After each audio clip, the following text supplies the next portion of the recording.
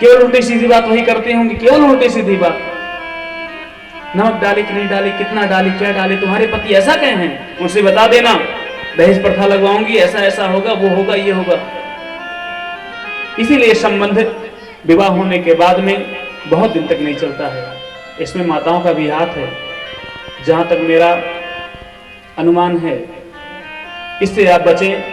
बेटी आपकी गई, पराई घर की हुई, सो अपने घर पे रहें। वो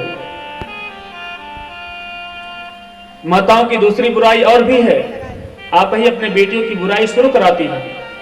आपकी बेटी है महाराज, आप स्वयं कहती हैं, अपने पति से कहती हैं, अपने बेटों से कहती हैं, अपने देवरानी जेठानी से कहती हैं कि बेटी को कुछ सिखाओ, इसको पराए घर जाना है। यानी कि आज अपने बेटी को भी आप कह रहे हैं कि मेरी बेटी है, लेकिन ये इनका घर नहीं है। कहते हैं कि नहीं कि पराए घर जाना है। और जब आपकी बेटी विवाहित होने के बाद में अपने ससुराल में जाती है, तो वहां पर भी उसको उलाहना सुनने को मिलता है। सासू मां कहती हैं, गांव की महिलाएं कहती हैं, अरे तेरी मां ने यह नहीं सिखाया क्या? कोई दूसरा कहेगा, अरे कुछ ना बोलिए, पराई घर से आई है, आज ये भी पराया है, वो भी पराया है। मैं आपसे पूछना चाहता हूं, अपनी बेटियों का घर आप कहां बना रही हैं?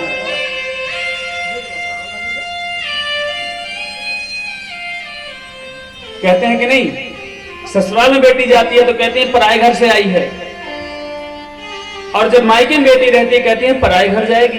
कहां है? दोनों पराया तो हुआ। ऐसा शब्दावली ना बोले।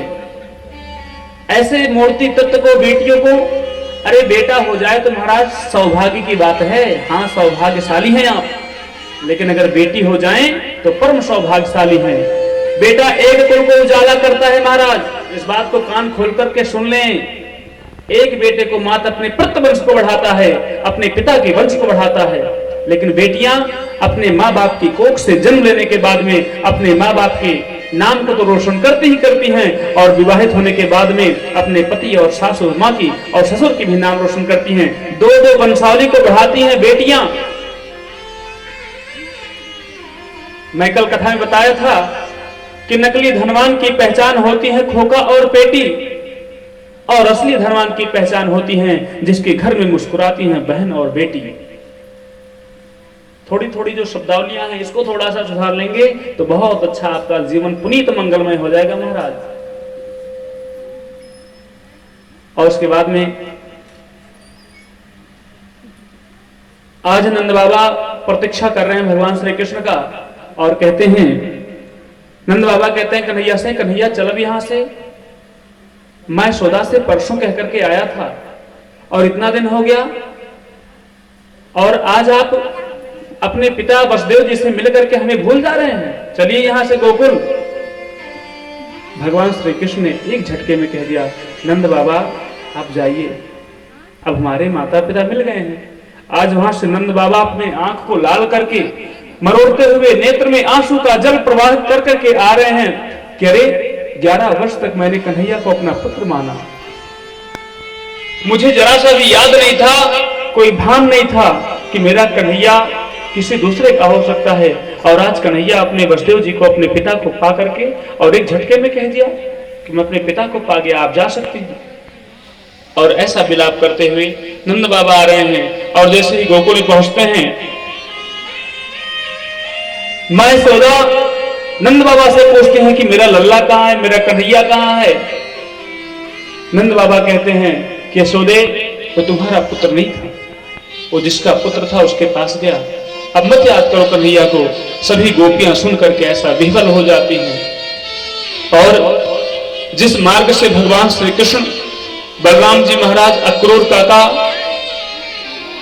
गोकुल के पश्चिम साइड से गए थे, उस मार्ग पे जाकर के सभी गोकुलवासी, यशोदा मैया और नंद बाबा और गोपियां जाकर के विलाप करती हैं।